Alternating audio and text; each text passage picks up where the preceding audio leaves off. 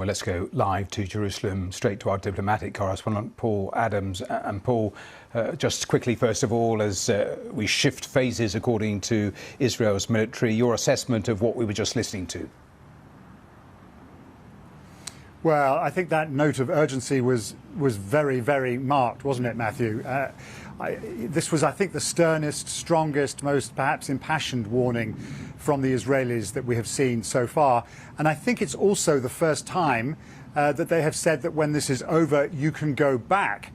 This is obviously addressing the fears that many, many Palestinians have, which is that if they leave their homes, they're never going to go back to them because the homes won't be there, or somehow they will be driven further, maybe even south into Egypt. So I think that was quite a noticeable addition to his remarks. As for how long this latest operation is going to go on, well, the Defence Minister has said the operation will continue until further notice, and he has referred to the fact that we have accomplished a phase in the war. So clearly the Israelis feel that they are doing something slightly different now.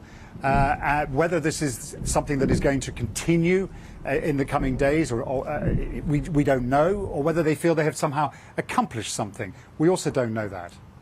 The attack by Hamas was unprecedented. The response is unprecedented, but also the situation with the hostages unprecedented.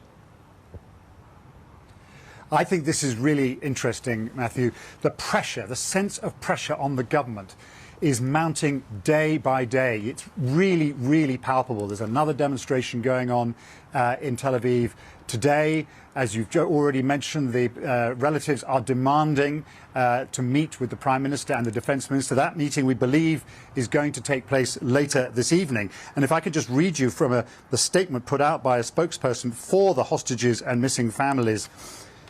We are tired of slogans, they say. Our loved ones' time is running out, and they have been held in appalling conditions underground in the dark for 3 weeks, some wounded, and every additional hour could be a death sentence. We expect the Prime Minister and Defence Minister to arrive with clear answers on how to bring the hostages home. Those are really strong words, and I don't think the Prime Minister can ignore that. This sense that both among Israelis but also among a number of foreign governments, including the United States, they really, really want the Israeli government to do whatever it takes to bring hostages home. And there are some people with long experience of dealing with Gaza who say we should be pausing now, we should stop the fighting now to allow an opportunity to get the hostages out. That doesn't mean we won't return to the fight eventually, but just for now, that should be priority number one.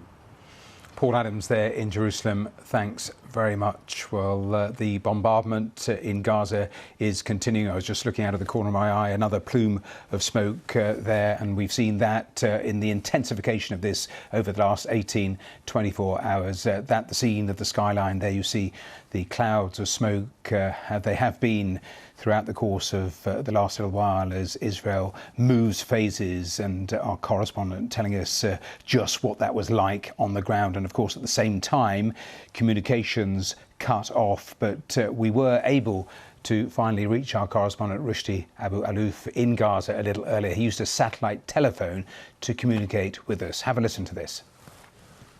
It's about 13, 14 hours Gaza's without communication, without internet and without mobile signal. The Palestinian Health Minister just issued a statement saying that about 400 people were killed overnight in the Israeli airstrikes in the north. Israel said that they have expanded their operation, especially in Gaza City and the north. Here in Khan Younis also there was many airstrikes overnight with about 20 people killed, about 15 targets around this area and around the middle camps.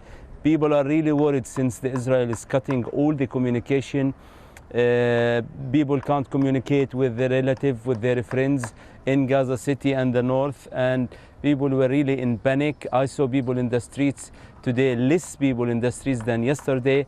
People are afraid of the next stage of the operation. They believe that cutting the communication, this is the first time ever since Hamas took over Gaza, and 4 wars before. We haven't seen Israel completely cutting the communication with Gaza. the humanitarian situation is also getting worse and worse, with Israel not allowing food and medicine. I have seen people struggling to find water. Here in the hospital, people are struggling to find fuel to run the generator and work in the hospital.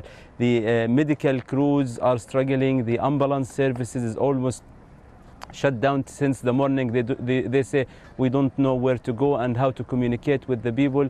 After an airstrike, they wait for any news from the people on the ground, and then they move quickly to the scene and back with casualties here in the hospital. So it's a real catastrophic situation.